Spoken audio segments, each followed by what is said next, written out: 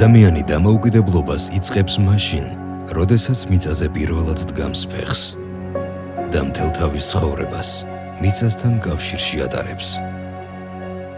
მიწაზე დადის და იზრდება, მიწაზე თამაშობს, ამ მიწაზე სწავლობს, შრომობს, მიწაზე აშენებს სახლს, საქმეს, მომავალს, რგავს ხეს. მიწა, სადაც მისი სახლი დგას და ოჯახი, სადაც სულ ელოდებიან მისი სამშობლოს მიწა. ოღონდ ისეთი, სხვაგან რომ არ არის.